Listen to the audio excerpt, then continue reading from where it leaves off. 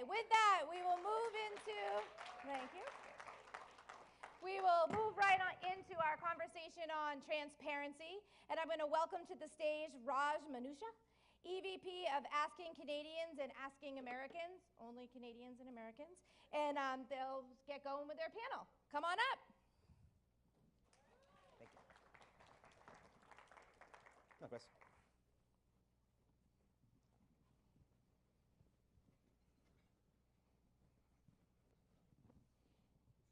All right, thank you guys very much.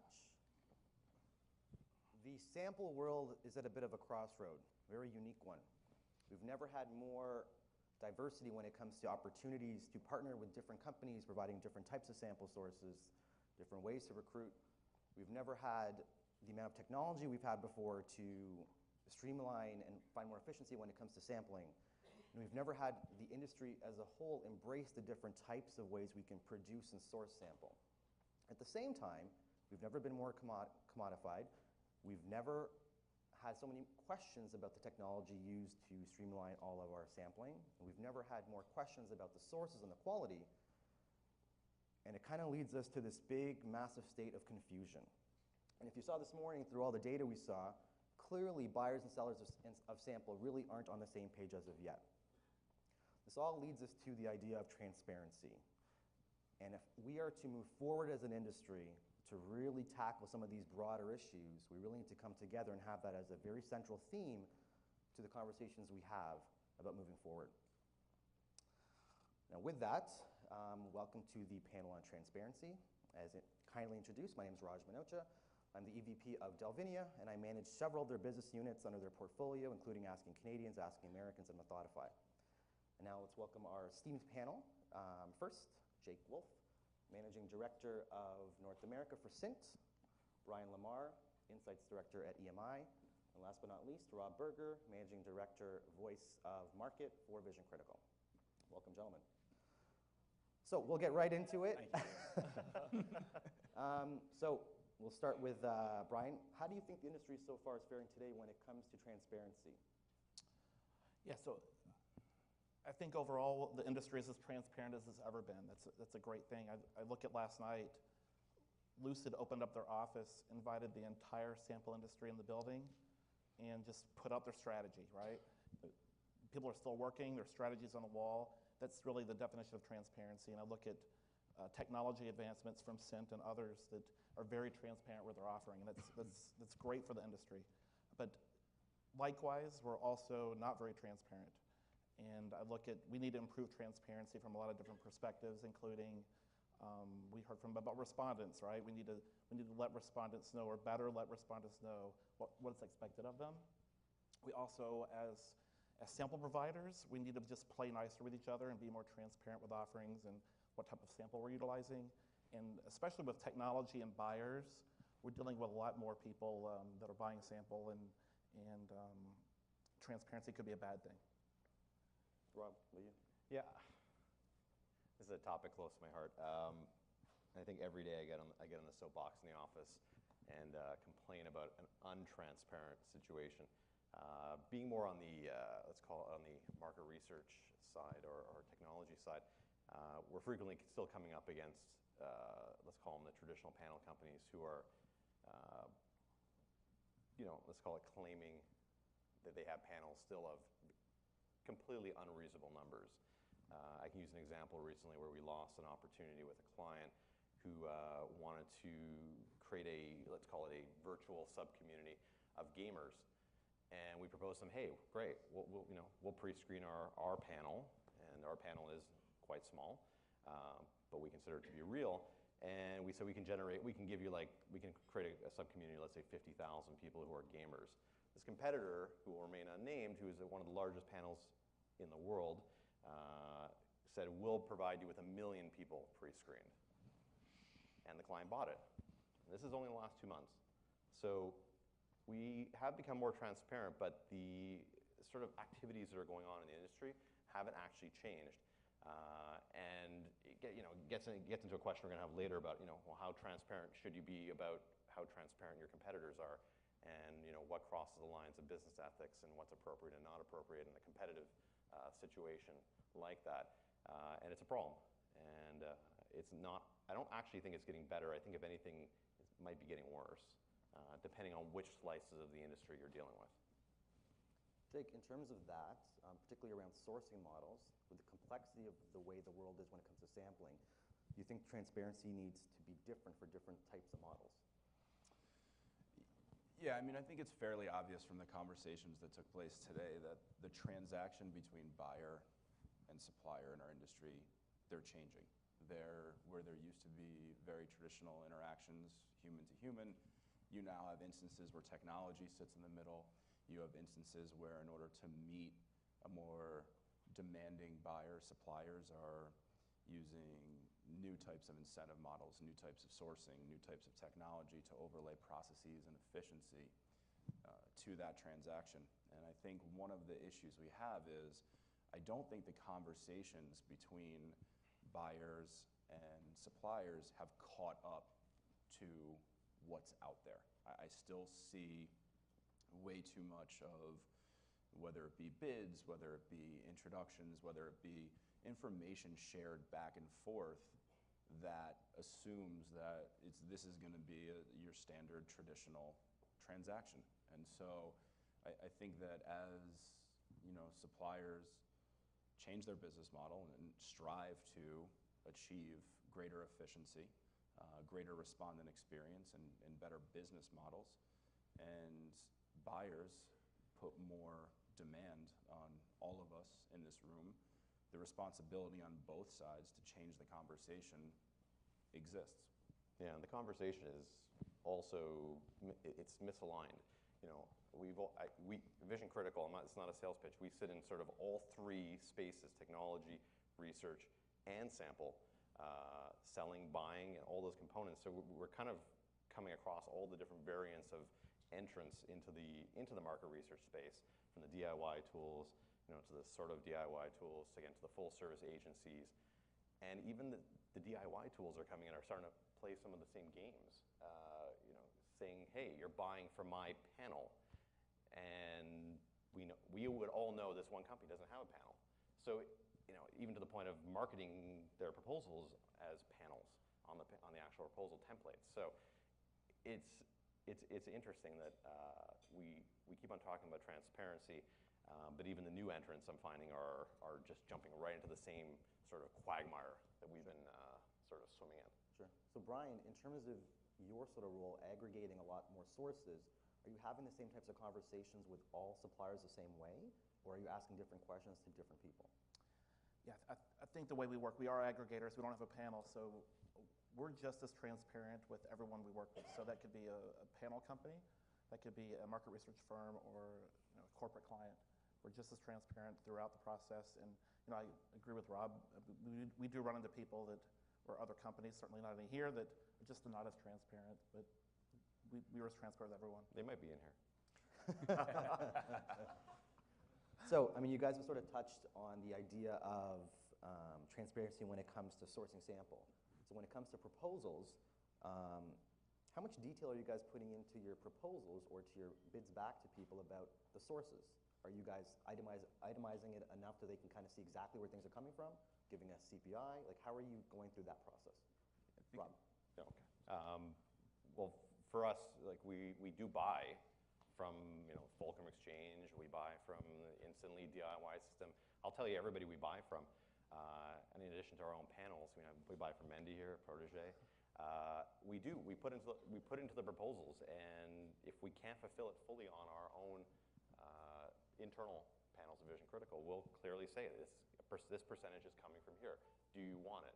I've actually run into issues where we tell a client we're not fully feasible because we had always only given our own assets to that client in the past, and then 6 months goes by and we're not winning any work. I finally grab a lunch with that person. They say, hey, well, why is our win rate so low? They're like, well, because you're not really feasible for the projects. I'm like, right, but you only wanted our own sample. And they're saying, but everybody else is feasible. I'm like, well, how could they be feasible for everything and we're not?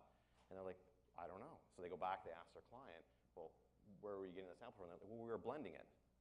I'm like, okay, well, if you want me to blend the studies we're bidding on with you, We can do that too. We weren't doing that because you asked us not to, so we inadvertently defeated ourselves in a competitive situation against other competitors who simply didn't say that. So we've made a point of probably being maybe too transparent, Sure. and something that actually has a negative effect on your business. Jake? Yeah, I think the conversation is twofold. I think you have obviously a responsibility to be fully transparent on exactly how you're going to complete an individual study. But I think also, if that's the first time someone is really thinking about your business model, how you source, how you deliver, you've already lost the battle. I mean, between buyer and seller, both sides have an obligation to have an open dialogue at the onset of the relationship so that everyone understands what your method is, what may come into play. That way, when you're bringing attention to a particular process or a particular method on an individual project, it's not the first time, this conversation's been taking place. They're comfortable with, your business practices, and you understand that if you're going to go outside of what you may deliver traditionally, how that affects their business, what they're doing with your supply once it enters their ecosystem, what's important to them by the time they turn it over, either internally or to a client. And so you're coming at the issue, the bid from the same place and almost strategizing together versus sitting on opposite sides of this win or loss. Yeah, and I agree with both of them, but we are very transparent. To answer your question, we're very transparent with our partners. Every single proposal will tell you who we utilize, and we try to leverage transparency as really as an advantage for us. And that, we're consultants, sample consultants, and we're going to tell you, who's the best sample for this type of study, who's the best partner for this type of study. It's different depending on the study. So we try to leverage that consultancy. Yeah, but that's not happening. But it's for sure. We ran a B2B study last month. We used 2 sources in the US for B2B. We used our own panel in Canada, consumer and the B2B. And I will tell you that our consumer panel also produced bad results. And those 2 US panels that claimed they were B2B didn't match. Nothing matched the one true to be a B2B panel, and we were getting results. And we said to the client said, where'd you get the sample from? I said, we got it from 2 other sources in the US. This part of the sample in Canada, we're actually going to have to throw out, came from our consumer panel. We shouldn't have used it for a B2B study. The only data that's legitimate is this one piece. They appreciated that. We'll probably never get any business from them again. But it comes back to the quality discussion that everyone was talking about earlier. And I don't think I heard anybody talk about reproducibility of data. They talked about always making sure it's representative and such. But if you're not transparent and you try to run something more than once, forget about trackers, in 2 different periods of time, and you had no idea where that sample came from or how it was created or blended together, you're already throwing the entire quality discussion out the window. Sure. It's interesting. I mean, part of our technology allows people to see exactly how our blending algorithm is going to work for the sample they're ordering. It's one of the most talked about parts of every demo that we do, and it's the most underutilized piece of our technology when it comes time to actually procuring projects. And so, I think one of the questions we're going to discuss later. We can do it right now. So why don't we lead into that? So we talk about quality and clients ticking off boxes for quality and asking the right questions. Is it the responsibility of us to provide that data back, or is it the responsibility of the client to be coming to us with that stuff? What does that partnership look like?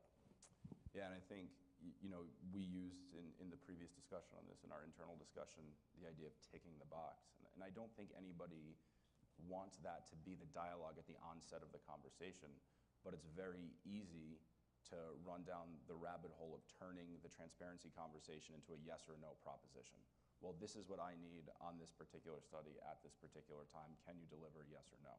And in that, you kind of lose the how.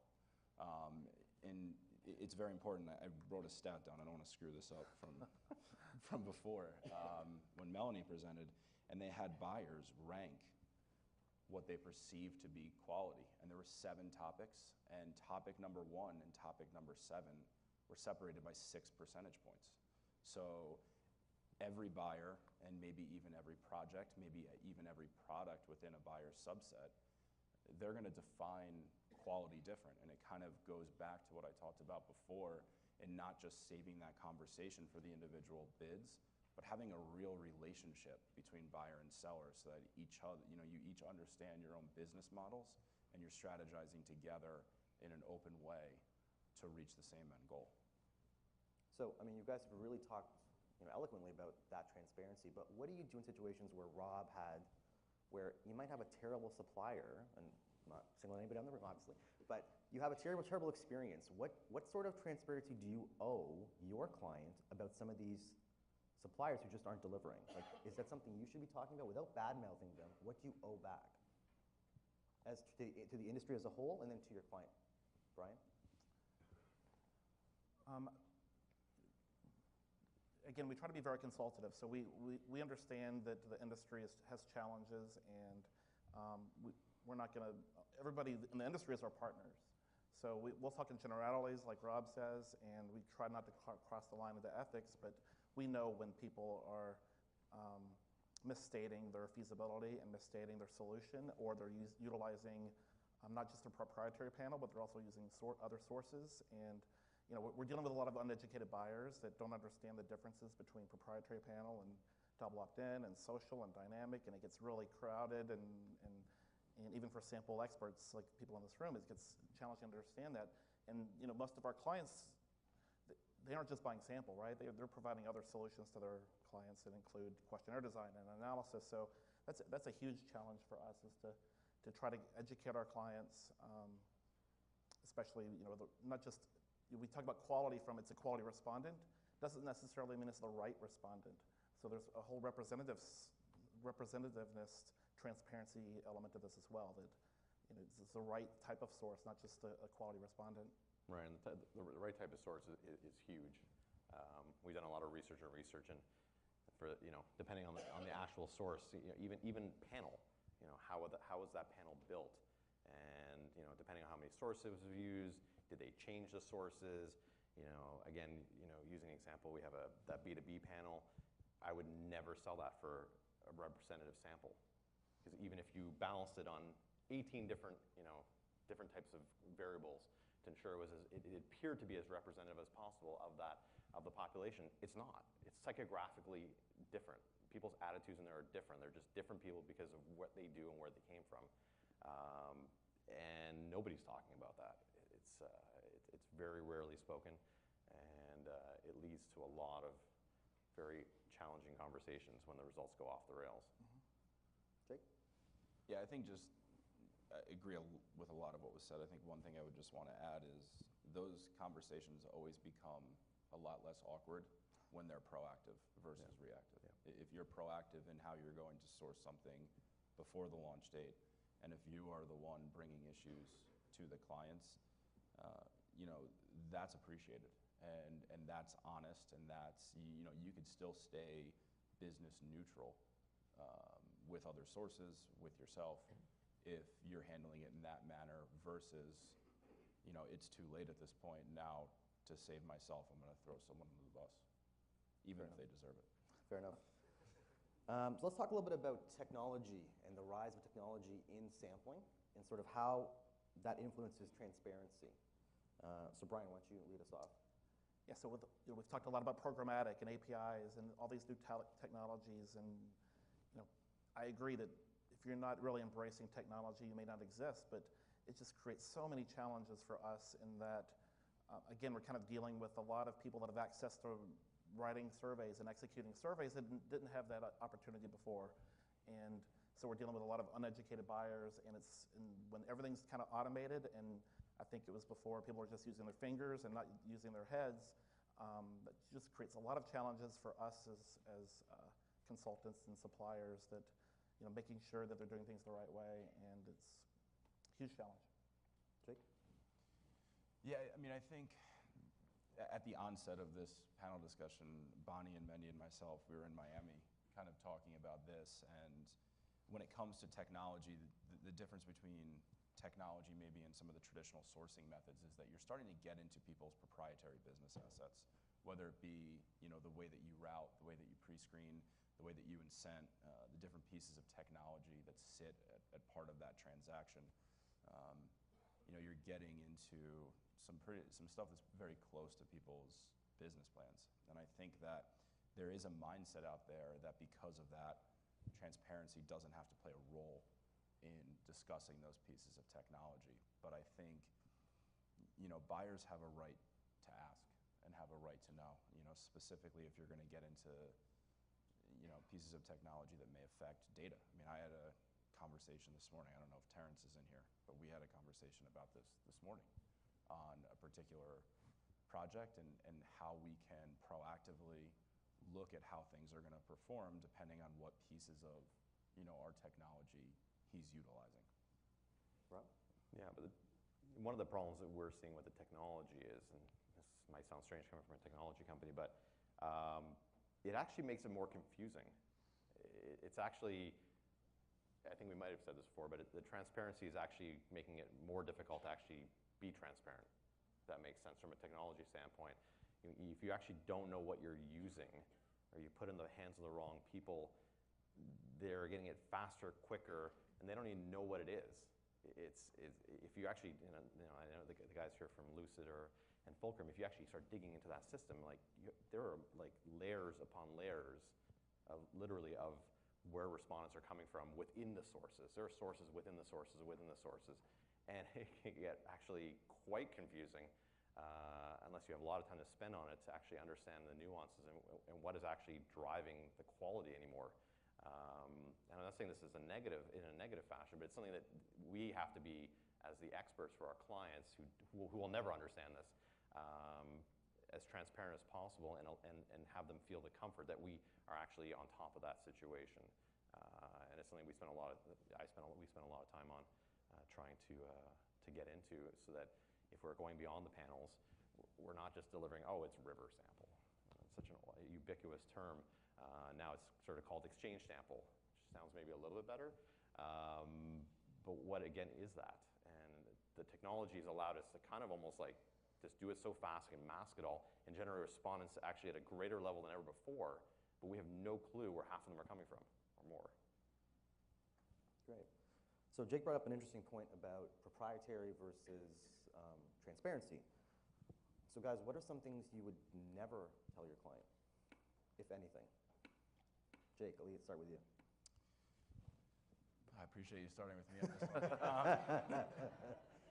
I think when you start to get into kind of the revenue aspect of it, the margins on it, I think that crosses the line. How much money we're taking home on a complete really isn't impacting your data. As long as you can draw it back to, there's a logical business reason why a client would want to know. This is going to help shape the data that they turn over to their client. I think all of that is fair game. But if they can't make that connection for me, then I think I'm well within my right to move on to the next question. Sure. Rob? That's a tricky one, too. I agree. I'm kind of halfway there. Yeah. I would share it to some degree, but something that does open up questions. If we had a client a few weeks ago, it said on a project where we use multiple suppliers, I need to know the incentive programs for all the suppliers you use. So we said, fine, well, tell us yours, and they said, what about the other suppliers? They're never going to give it to you. They're like, no, they must. So we went out to the suppliers, and they said, no, we don't reveal that as proprietary. Because I think that I don't think clients need to know that degree of information. I think I'm more on the side of the suppliers in that case, because I think it could open up a lot of questions. Again, back to the quality discussion. A client if you suddenly said to a client, well, we gave 5 cents for that 45-minute survey that we did, they might say, well, who the hell did it who would do it for 5 cents? So you could open up a number of questions that would be negatively affect your own business. And we do have to run businesses here. You can be transparent to a degree, but in the end, we are here to make money, I think. I don't think anybody's here because this is their life's passion. Maybe I'm wrong.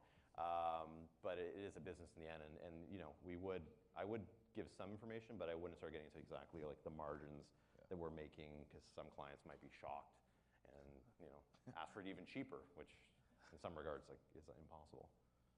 No, I agree. We're typically transparent with everything. We're not transparent with margins. We're here to make money just like everyone else, and we like to think we're priced competitively, and there's demands for that. We're also a sales force for our partners, so we kind of demand transparency for our partners, and things like honesty detector for Lightspeed GMI. we sell that product in. So we expect transparency from them to make sure we're adequately able to sell that. And all of our partners that have different technologies, we expect transparency. Great. So we've talked about technology. Let's sort of get into security measures and fraud. So when it comes to transparency around the challenges these days with all the different types of sourcing, how are you guys broaching those sort of topics with your clients? Brian? Yeah, with security, this is a kind of a passion of mine, is that data quality and security. And I feel like as an industry, we need to be more transparent about, and by the way, I was happy there's 2 sessions about data quality and technology, but I don't know what the industry is doing to try to solve fraud and bots and all of this incentives to try to infiltrate panels and respondents. And I work a lot in data quality, and it can be very frustrating.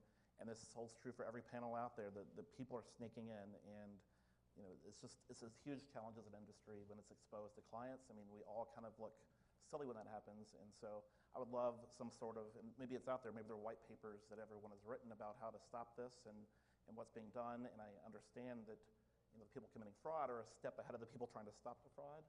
But I think this is just a huge challenge that we're just not transparent enough about. Jake?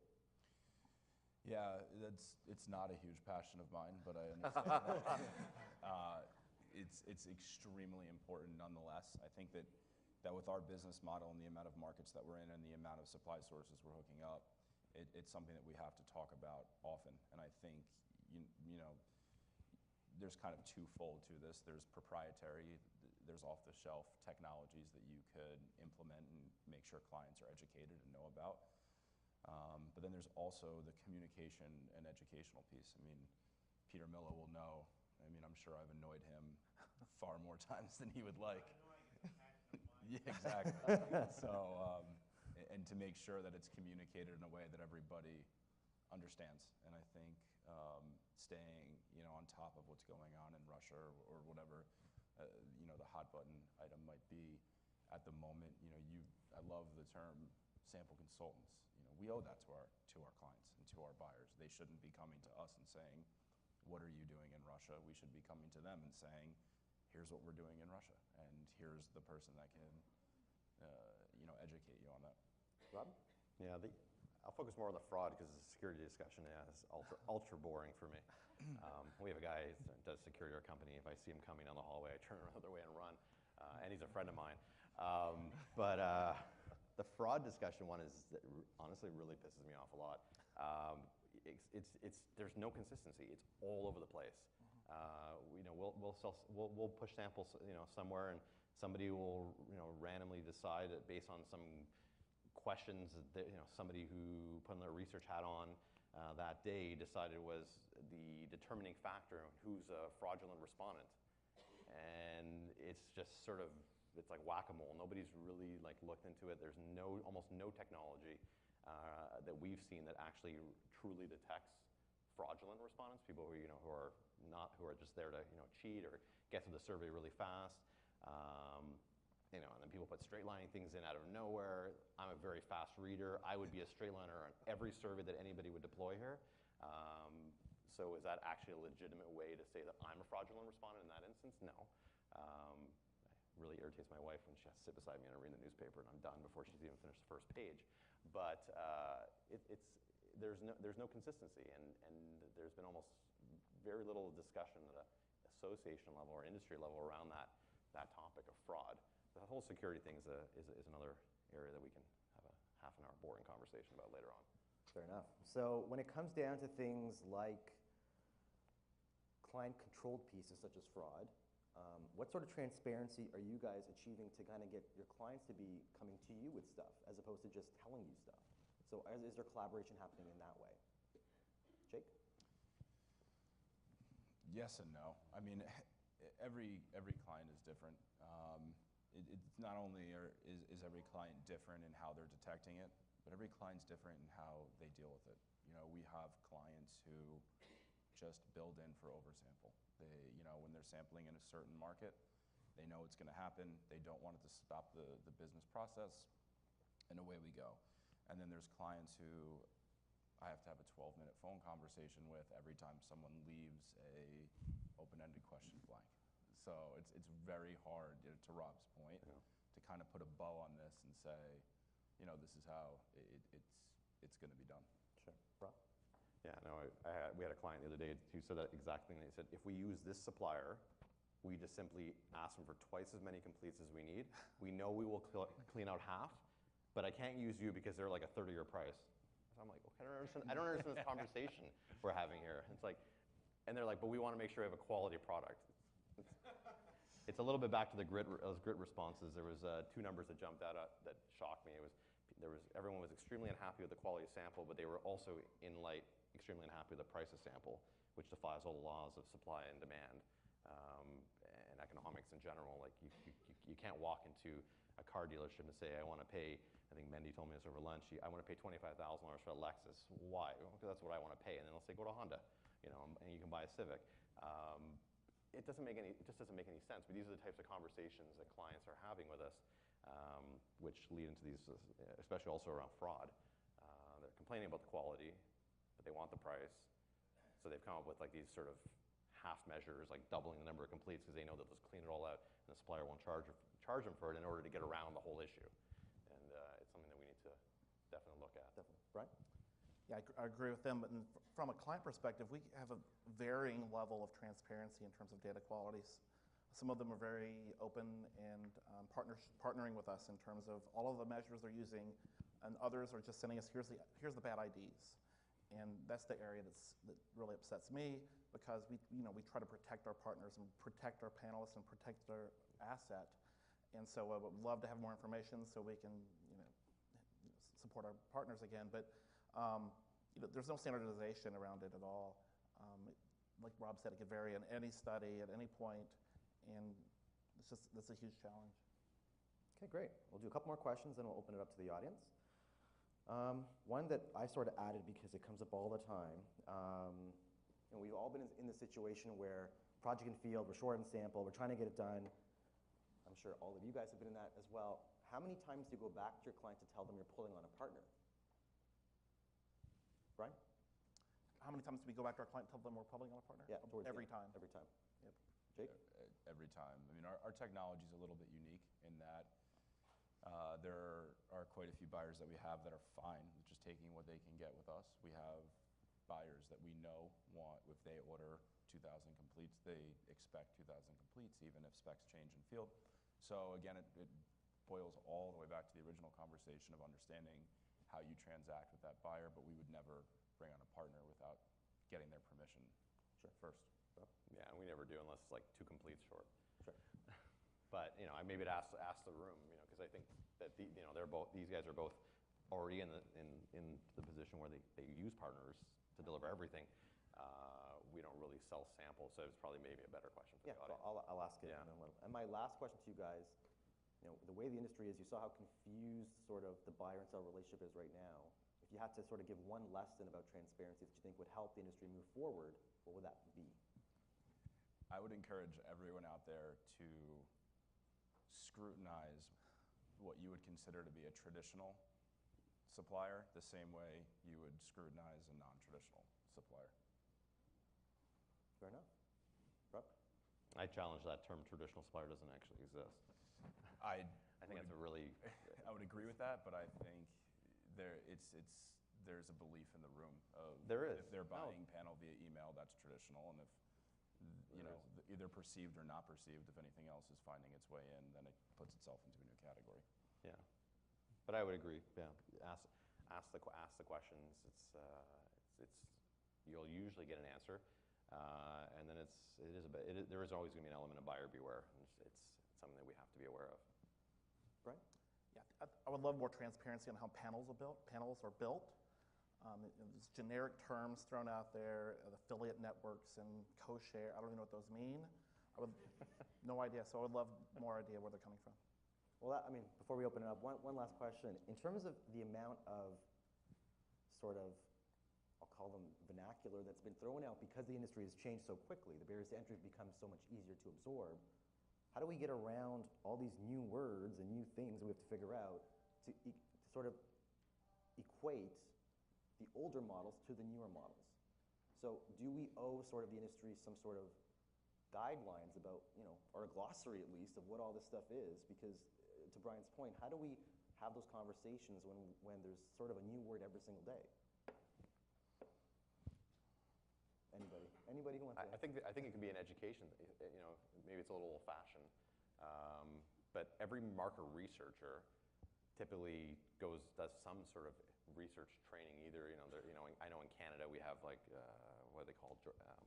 Georgian College. Georgian College. Yeah, we have Georgian College. We have a couple of colleges who do that. Or in the MRIA, they have like Intro to Research, CMRP.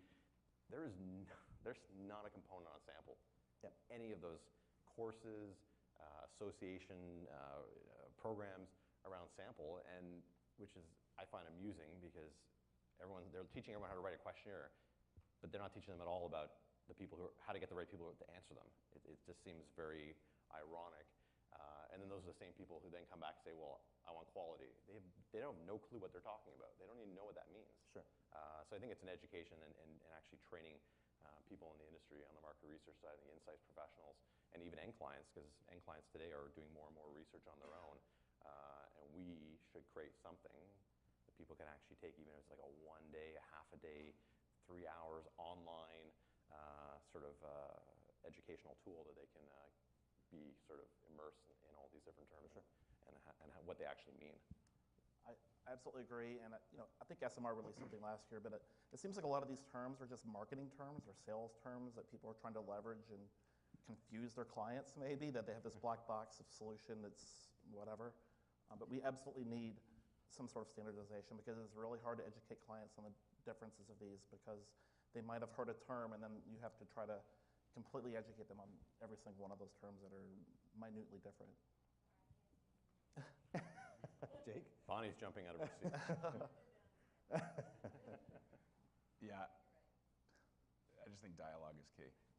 Buyers ask the questions and take the responsibility in your hand to understand what you're buying, and suppliers put people in front of buyers that are capable of answering those questions and understanding the needs, and are open and honest about what's taking place. And then, if for whatever reason that communication breaks down in a specific project, we have the responsibility as suppliers to be proactive and to own it and to work to a resolution.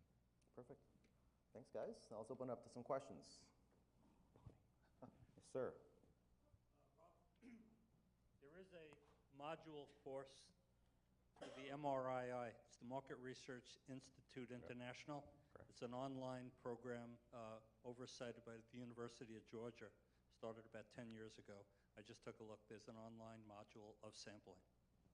Right. Did everyone An know FYI. that?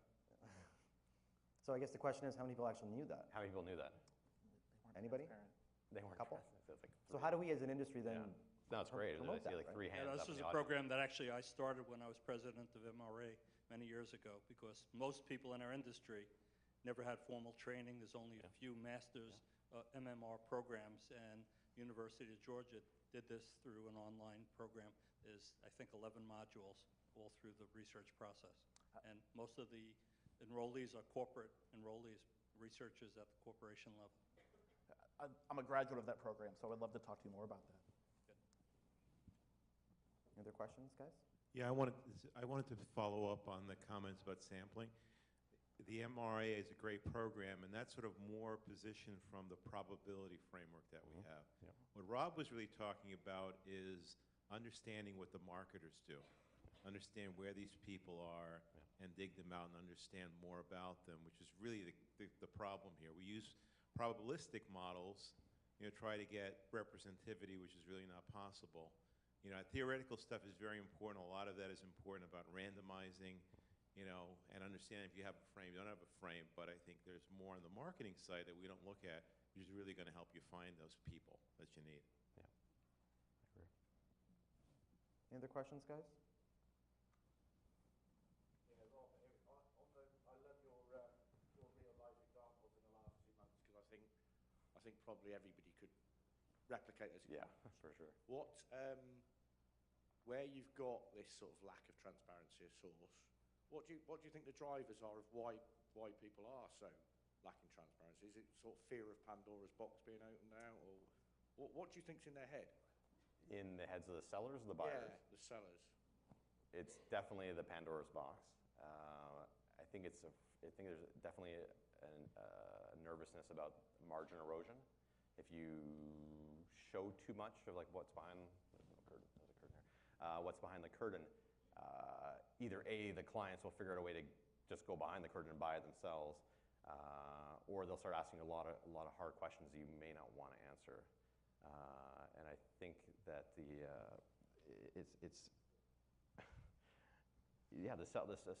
sellers don't want to. They just don't want to reveal what's really happening. And I think kudos to like a company like Lucid, who has really opened up that Pandora's box and has changed the conversation greatly. We came here 3 years ago. There was 40 people here in Bonnie, and we were all we sat in a room and we talked about issues, but there was nobody there.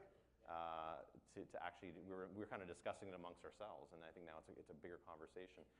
It's unfortunate that not a lot of clients attend this type of event and tend to attend the big MR events, in which they hear about lots of really neat methodologies that are being rolled out, but still those methodologies are in the end irrelevant if the respondents that are answering those methodologies are not actually the right ones. So I think that's the big fear, and for the more traditional MR firms specifically, they're really afraid of what we're all doing here in that space, and the abilities for the clients to now just go directly to the source, either through the DIY tools or through exchanges and such. I think also there's this huge get-it-done attitude in our industry, that it's almost like samples a commodity. I need 1,000 completes. I don't care where they come from. And so suppliers, I'm not saying they're doing anything unethically. If a client says I need 1,000 completes, they're going to give them 1,000 completes. I think that's a big driver of it as well. So just a comment, not really a question.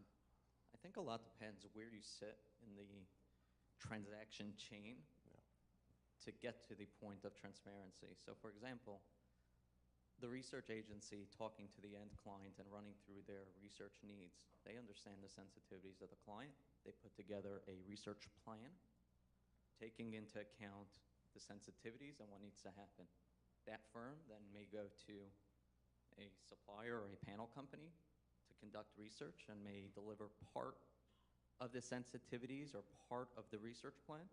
But if that company then goes to the next company, by the time you get to the end of the chain, it's a transaction, and it needs to be as cheap as possible. Can you do it for 50 cents? Can you do it for $1? What's your cheapest? So I actually think that there are suppliers out there that are more than happy to have a more transparent dialogue, and it's kind of a two-way street. I think there are some that want to hear more from the client in terms of what are the real research needs here, what needs to happen, and people can deliver. So it's just a comment and no real question there. Any other questions or comments, guys? Bonnie? Thanks.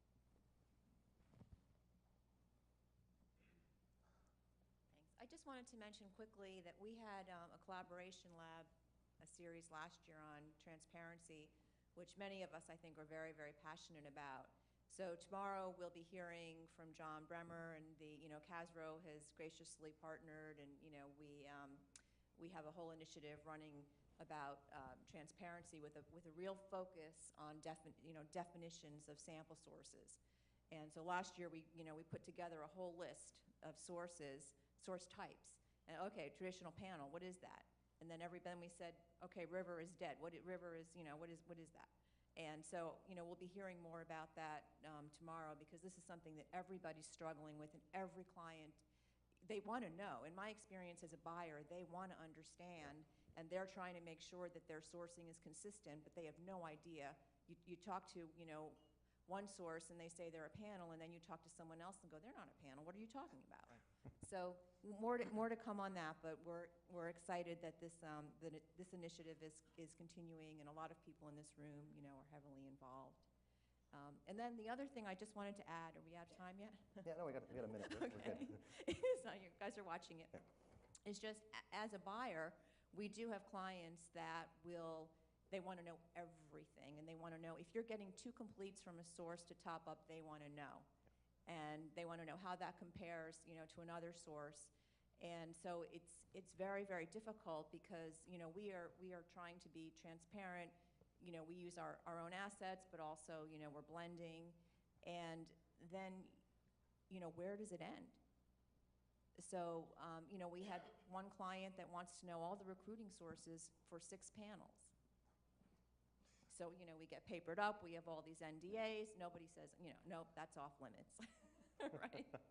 So I think that it's, you know, we all agree that transparency is, you know, really critical, but then, you know, when in having the conversations, you know, with the MR agencies and the corporate clients, it's like, okay, you know, where does it just get so insane that you know, it's too much? Yeah, and I think that was my point earlier. Like, in the end, we Right. are running businesses here. We're trying to make money, and you know, while I'm big on the transparency train, there is a point to exactly what you're saying, where in the end we are running a business here. We can't, you know, spend 40 hours being sample consultants on a project that's $10,000, right?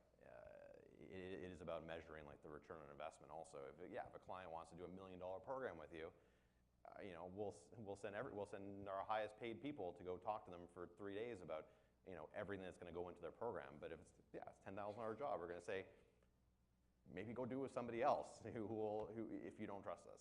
So yeah, there's always the balance between the business needs and, you know, the needs actually also to be as ethical and transparent as we are with the sample that we're using. So I completely agree with you. Okay, well, thank you. Perfect. Well, thank you so much, guys. Guys, you did an awesome job. Thank you very much. Thank you.